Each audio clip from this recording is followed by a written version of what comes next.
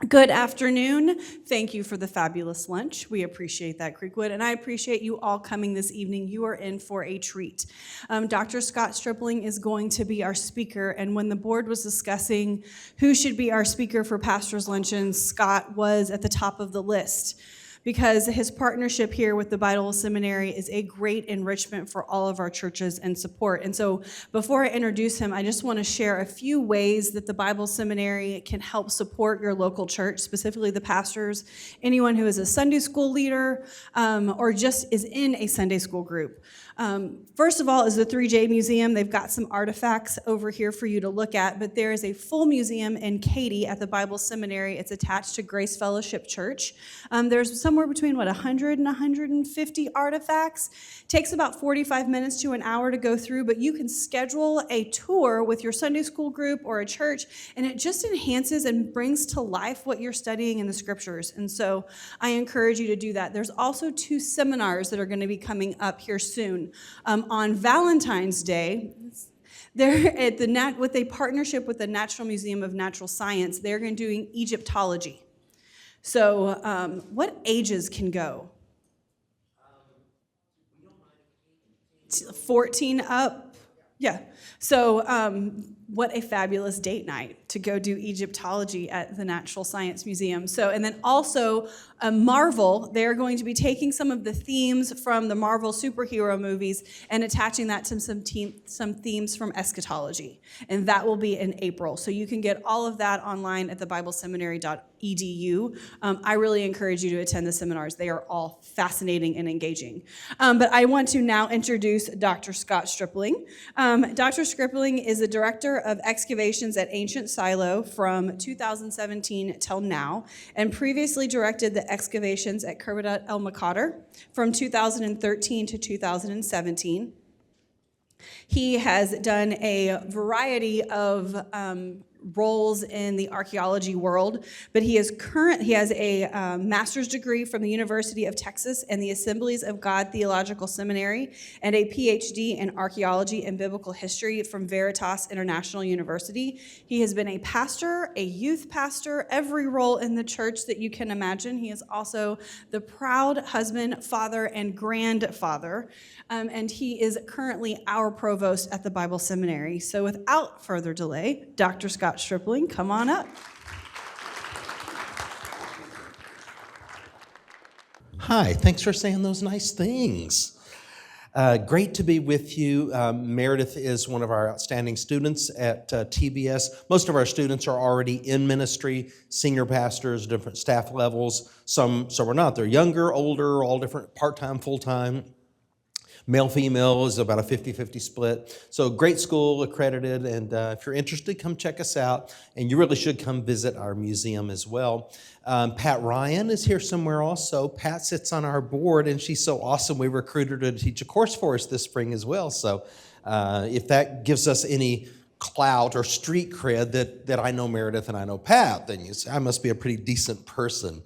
I was in Germany last October the 7th, at Hitler's bunker when my phone began to blow up from Israel with notifications of what was going on. And of course, having worked there for several decades and spending maybe 3 months every year in the country, I have a number of close friends, and several of them lost sons and brothers and so forth in this attack. So it's on our minds, but just think about the existence of evil in the world, being at Hitler's bunker and trying to process that, and then my phone starts blowing up with what was going on over there. So we live in interesting times. You might think I would be staying away from Israel, but that's not the case. God did not gift me with fear, so I'm really don't have, well, I mean, I live in Houston, so it's statistically more dangerous here than it is there. But I'm actually going back in about 2 weeks, speaking at a conference in late October. So if you run out of things to pray for, like Paul said, pray for me also. It's a real honor to be here on this Pastor Appreciation Luncheon. And my gift is this. I'm going to give you 4 sermons in the next 30 minutes, okay? So I mean, you can take the rest of the month off after this is over, okay? So you ready? Buckle up your seatbelts. Let's talk about then and there, here and now, illuminating the biblical text. Jeremiah chapter 17, verses 5 and 6. Cursed is the one who trusts in man, who draws strength from mere flesh, and whose heart turns away from the Lord. He will be like, we see Jeremiah using a simile here, he will be like a bush in the wastelands. Now, it's interesting because our English translations are all over the map with this word, this Hebrew word. Some say tree, some say shrub, some say plant. They really don't know what to do with this word, but they know it's something that's growing out of the ground. But the Hebrew word is arara. He will be like an arara in the wastelands. He will not see prosperity when it comes. Did you know that if your heart is inclined away from the Lord, you won't even know that these are the good old days, that you are living in the blessing and prosperity of God? You won't recognize it. Glass is always half empty, never half full, always looking on the negative side of things. The Bible says that's what happens to the man or the woman who turns his or her heart away from the Lord. Won't even see prosperity when it comes. He will dwell in parched in an uninhabited salt land. Does not sound very pleasant, does it? By contrast, blessed is the one who trusts in the Lord, whose confidence is in him. He will be like a tree planted by the water that sends out its roots by the stream. It does not fear when heat comes. Its leaves are always green. It has no worries in a year of drought and never fails to bear fruit. I think generally in English, we've got no problem understanding the juxtaposition. There's a good tree, there's a bad tree. It's a lot better to eat from this tree and be like this tree than that tree. That's the general idea. But let's see how the material culture can illuminate the text then and there so that we can understand it here and now the same way that they did. This, my friends, is an arara. They grow ubiquitously in the Jordan Valley. They're everywhere. They're called by the locals Sodom apples. They send down a taproot about 150 feet or as far as it takes until they find water. So they will survive anywhere. They have a beautiful fruit that grows on them. It's kind of a cross between, it's not unattractive at all, so sort of a cross between a mango and a grapefruit perhaps. And if you were to go up to that plant and pluck that fruit and squeeze it, it would go poof. Dust would come out, and a white sap would begin to drip from it. That sap is poison. It will kill you. The Bedouin dip their arrows in it as they hunt hyenas to this day. Jeremiah and his listeners knew that an arara, A-R-A-R-A, or you can say it backwards, arara. It's a palindrome. Jeremiah and his listeners knew what an arara was. And when he said, cursed is the man who has turned his heart away from God, he will be like an arara. It wasn't just any bush or any shrub or any tree. It was a specific species that was poisonous. You get the point. You may look good on the outside, may be very appealing cosmetically, but when you squeeze that man, all there is on the inside is hot air, poison, and death. And I think about our culture with so much pressure about cosmetics and outward appearance and how we look and drawing self-worth and self-esteem and so forth from physical appearance. And listen, I've got no problem with look as good as you possibly can. I'm all think that's great. But don't you dare base your self-worth on that and your standing with God. Our righteousness has nothing to do with our outward appearance. And that's what Jeremiah's message is to them then and there. You squeeze a person and you find inside the tree of death and the tree of life. Here you see a grove of pomegranates from Israel, a photo that I took. And the pomegranate is such an amazing fruit. The Israelites came into the land and God told them there were going to be 7 sacred fruits. Figs, grapes, dates, and so forth. But only one of them, the pomegranate, was going to actually go into the Holy of Holies on the hem of the priest's garment. We have found 3 of these in the tabernacle building at Shiloh that we're currently excavating. With little hooks on them, the Bible says they hung from the robes, the hems of the priest's garment, bells and pomegranates. And it makes you think, like, why the pomegranate? Why didn't the date get to go, or the fig? Later in Solomon's temple, you have 200 pomegranates that adorn Solomon's temple, ceramic pomegranates. What is it about that? And I think it's probably has something to do with what we would call fecundity, or the potential for reproduction. All ancient cultures are fertility-based cultures. I mean, if your crops and your animals and your wife or wives are not fertile, you're not going to survive. And that's just the bottom line.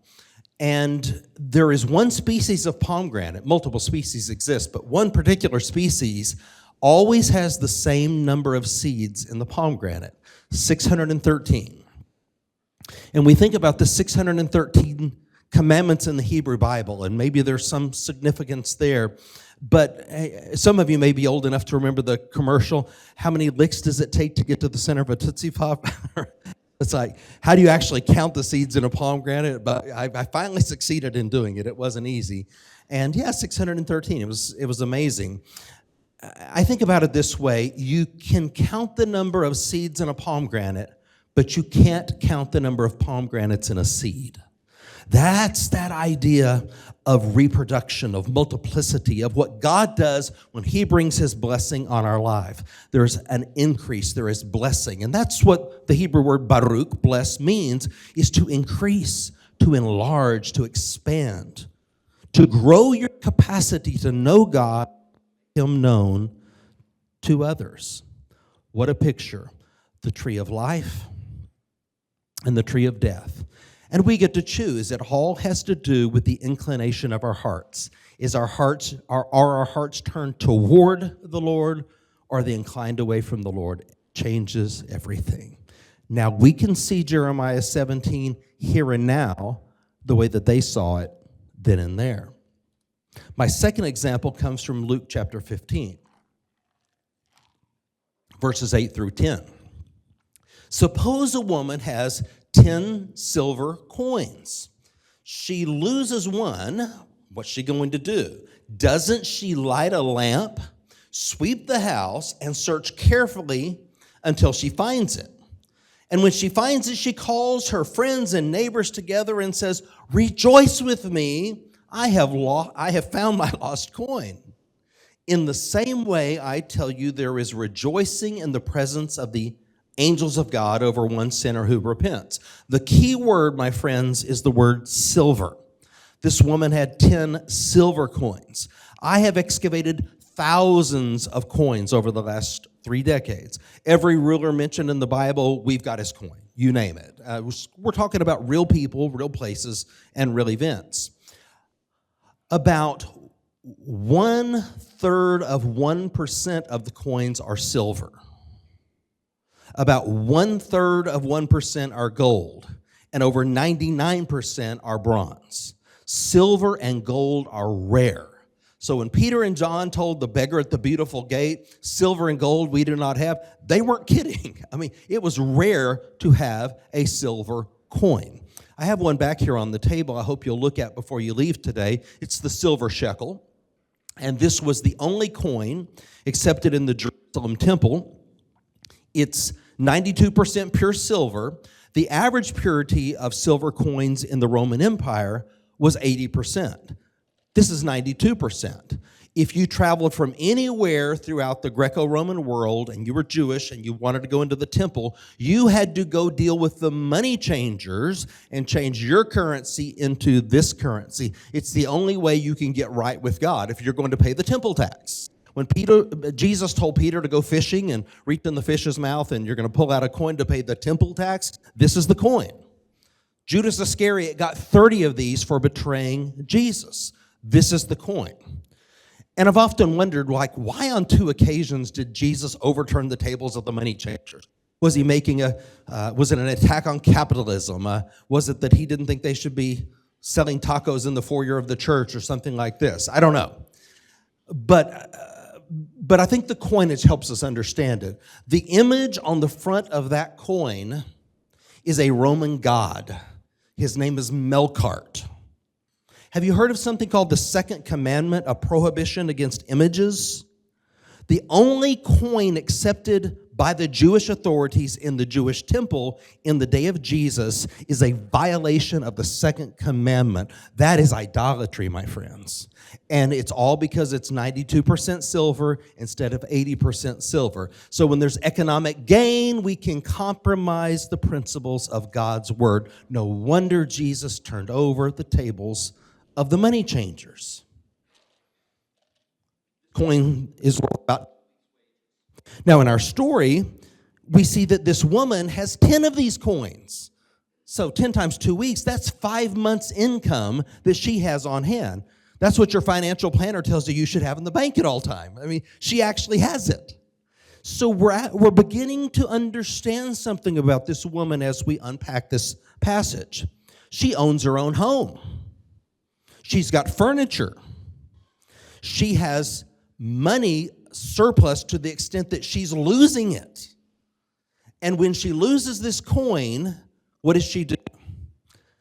She lights a lamp. So that tells us it's nighttime. It can't wait till tomorrow. There's a sense of urgency. She moves the furniture. She notifies the neighbors that there's a crisis.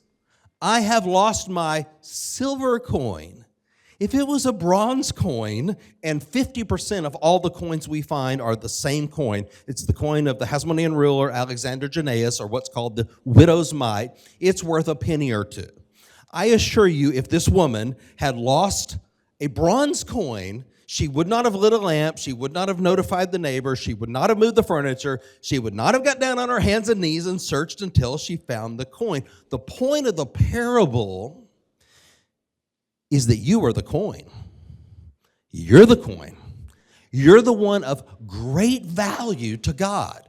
And when you're lost, God lights a lamp.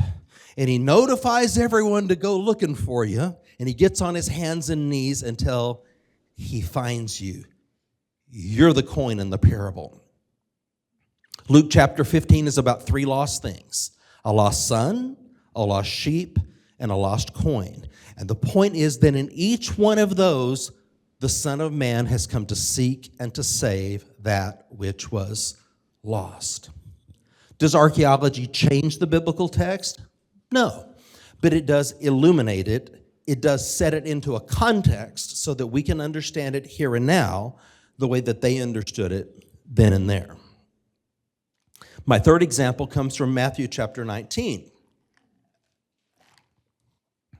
Beginning with verse 23. Then Jesus said to his disciples, "Truly I tell you, it is hard for someone who is rich to enter the kingdom of heaven." All right, let's unpack that a little bit. If you are in this room today listening to me, you are in the top 1% of income earners in the world. Wow. Worldwide, you're in the top 1% of income earners. So guess who the rich are in this story? We always want to compare to someone else. No, that's us in this story. And he says that it's going to be hard for us rich people to enter the kingdom of heaven. Again, I tell you, it is easier for a camel to go through the eye of a needle than for someone who is rich to enter the kingdom of God. Yikes. When the disciples heard this, they were greatly astonished and asked, "Who then can be saved?" Because they're assuming that wealth is a confirmation of covenant living. And now this rabbi, this teacher, is telling us that we're not going to be able to enter into the kingdom of heaven. We have a metaphor here.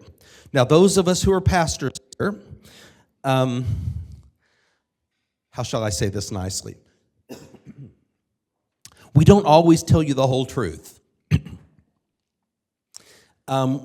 We say things like the Old Testament was written in Hebrew, the New Testament was written in Greek. Kind of, but there's a whole lot more to it than that. For example, we say the New Testament was written in Greek. It wasn't thought in Greek, and it wasn't spoken in Greek. Jesus, while he does know some level of Greek, his first language is Aramaic, and the disciples' first language is Aramaic, for sure. When he's dying on the cross, the translators don't even translate it out of Aramaic in your English Bible. They give it to you straight out of Aramaic. Eloi, Eloi, sabachthani. When a man is dying, he is speaking his native language.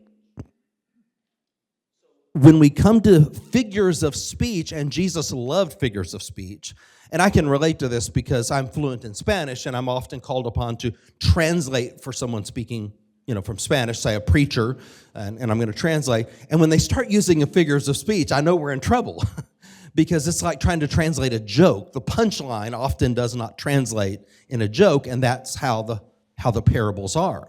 So when Jesus is giving the Sermon on the Mount in Matthew 5, 6, and 7, he's thinking in Aramaic, he is speaking in Aramaic. It is translated into Greek, so a much broader audience will be able to understand it. Do you see the problem?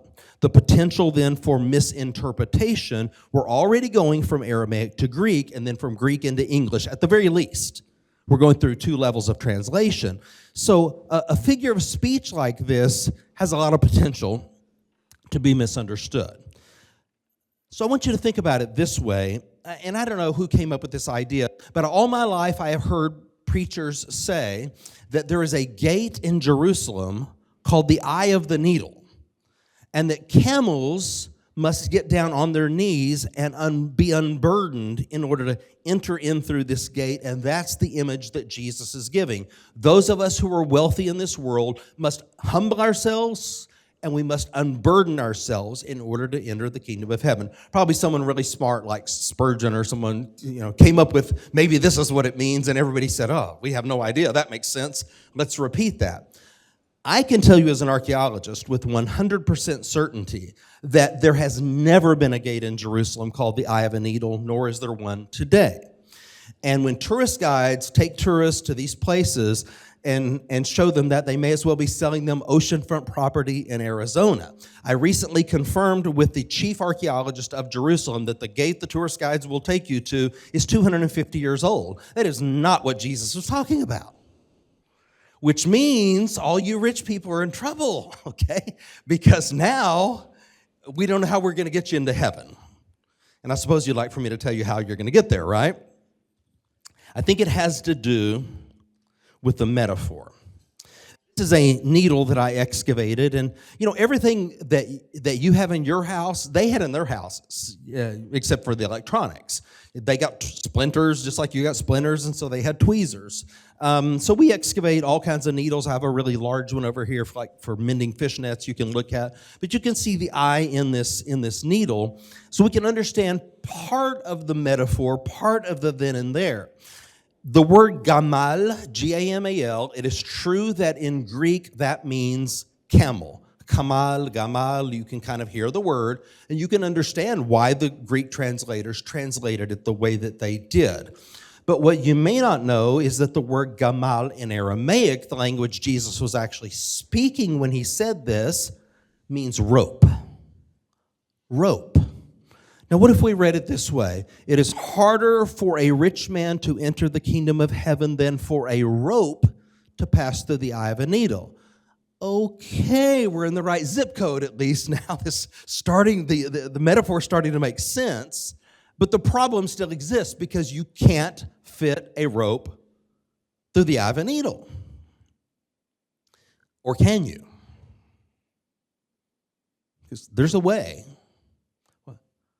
There's a word I'm looking for. What if you were to unravel?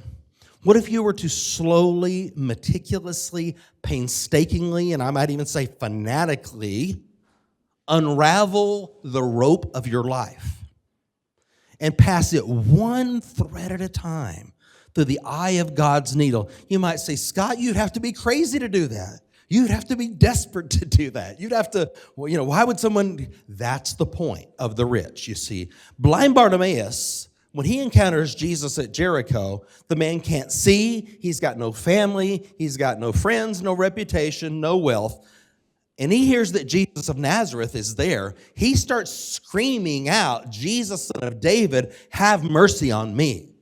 And he won't stop doing it until he gets Jesus' attention, and Jesus heals him. Bartimaeus didn't have anything to unravel.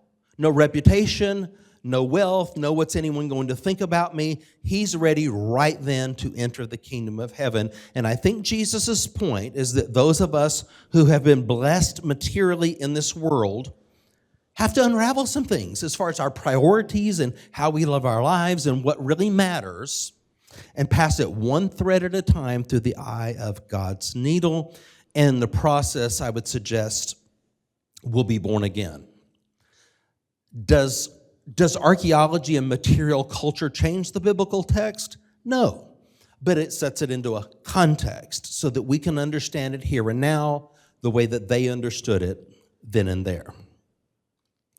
My final example comes from Luke 7, verses 36 to 38. When one of the Pharisees invited Jesus to have dinner with him, he went to the Pharisee's house and reclined at the table, what we would call a triclinium in a first century home. A woman in that town who had lived a sinful life, and I don't know exactly what that means, but I think I've got a pretty good idea. A woman in that town had lived a sinful life, and she learned that Jesus was eating at the Pharisee's house. So she came there with an alabaster jar of perfume. She's uninvited. She's a woman in a segregated society, and the Pharisees are the most legalistic, cruel people you will ever encounter. In fact, some of the meanest people you were ever going to meet are religious people. And they are there trying to pick Jesus apart. It's all men, stratified society, and an uninvited woman with a bad reputation who happens to be rich, we're going to find out, shows up. You might think, well, this is haughty, this is arrogant. Who does she think she is? But she comes with an alabaster jar of perfume. And we're going to find out that alabaster jar of perfume is worth about a year's wages. Not 2 weeks, like we read in Luke 15, about a year's wages. So whatever it is she's been doing, she's been amassing some income. As she stood behind him at his feet weeping. Okay, wait a minute. We don't have a proud and arrogant woman. We have a woman who is, what's that word from earlier? Unraveling. She's unraveling right there on the spot. She's coming apart right there. The Pharisees sitting at the table, they're not unraveling. They are self-justified. They're not going to pass anything through the eye of the needle. She stood behind him at his feet weeping. She began to wet his feet with her tears. Then she wiped them with her hair, kissed them, and poured the perfume from the alabaster jar on them. We have an alabaster jar back here. Before you leave, you can stop by and see it. If you keep reading in the story, you're going to pick up some really interesting details. The Pharisee is offended by this. This is a sinful woman. Don't you know this? Why are you letting her touch you like this? Don't you know any better than this? And Jesus pushes back. He says, wait a minute, sir. I came into your house and you didn't even wash my feet. Basic hospitality. So we know that Jesus' feet are not a little dirty, they're a lot dirty. If you wear sandals in the Middle East all day long, you don't have a little bit of dirt, you got a lot of dirt on your feet. And Jesus says, you didn't even wash my feet. Yet this woman has not ceased to do so. Now, I want you to think what happens when she kneels at the feet of Jesus. And I'm sure she is weeping. Is she going to be able to produce enough tears to wash them? It's just going to make mud, right? And then with her hair, how's she going to wash these feet? And this is where archaeology can help us. This is a tear bottle. We have one in the museum. You can come and see this. These were used as part of a first century marriage ceremony. We have a TBS graduate who just had a book she wrote that was picked up by Nav Press, which is a really big deal. And she uses my material in the book on forgiveness, it's called by Nav Press, to explain this cultural awareness.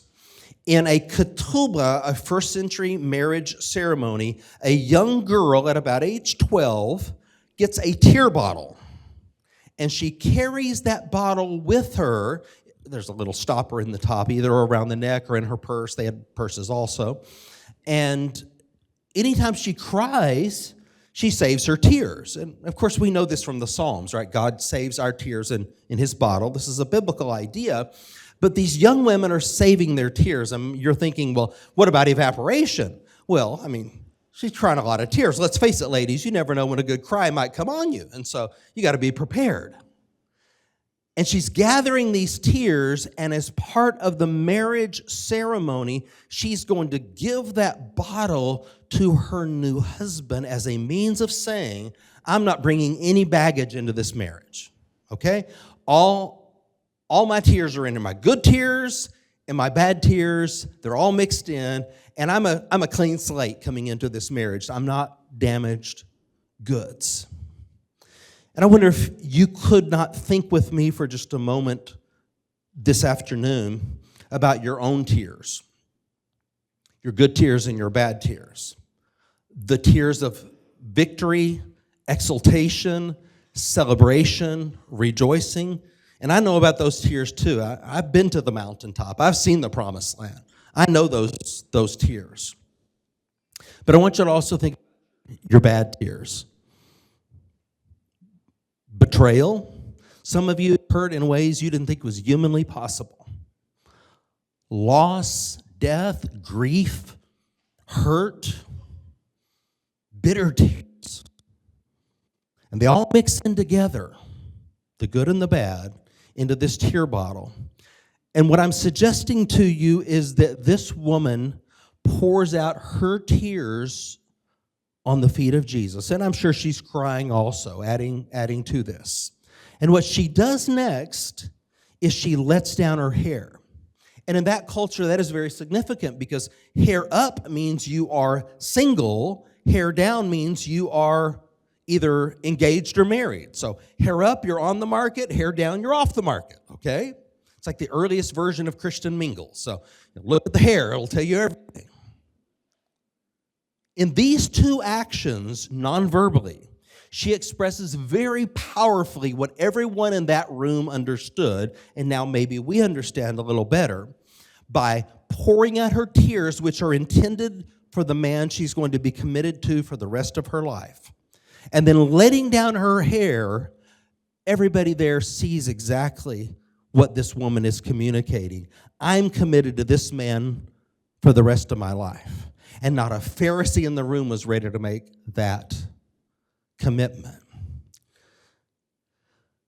When my daughter was wed a few years ago, I started to say when I married my daughter, but that sounds weird. But when I performed my daughter's marriage ceremony a few years ago, she had been with me on digs over the years and had excavated tear bottles and knew what these were. And so we had one as part of her wedding. It was really a beautiful thing to tell this story.